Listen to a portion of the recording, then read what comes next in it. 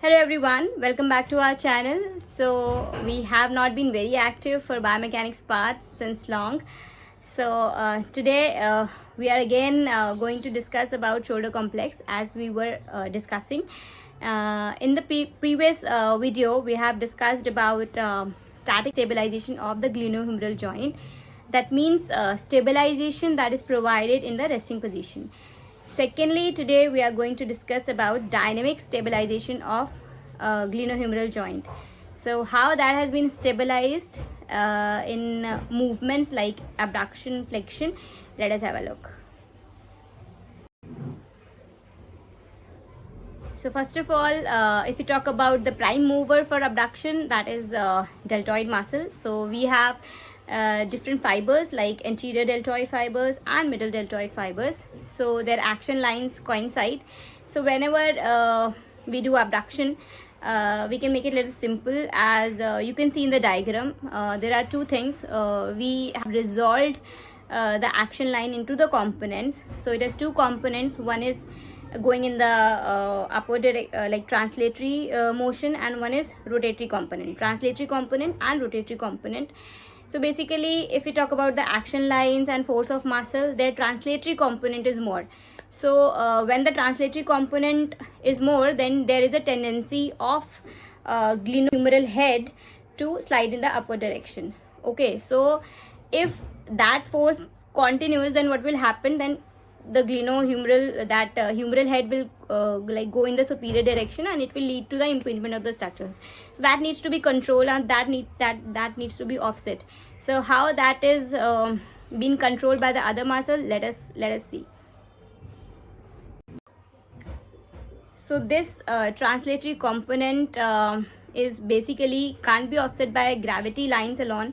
So we need to have some of the other muscle, that is the rotatory cuff muscles. So again, if we resolve their action lines into the components, you can see there is a rotatory component and there is a translatory component which is in the downward direction. So the superior translation, which is being provided by the deltoid muscle, is being offset by these muscles, by supraspinatus, infraspinatus and teres minor muscles in the downward direction. So that component is stabilized, means that instability will not be there and dislocations will not be there. Secondly, if we talk about, like, if you're moving our hand, like in the abduction, if you're moving our hand in the abduction, so what will happen is we can see, like, there is a glenoid fossa and there is a humeral head. So whenever we are going to move it, then naturally what will happen, there will be loss of contact with the glenoid fossa. So this contact needs to be maintained. If this is not maintained, then what will happen, there will be instability in the joint. So this contact, regular contact, is maintained by a rotatory component that provide compressive forces, which makes sure that this humeral head is maintained in the glenoid fossa like this, and hence does not lead to instability of the joint.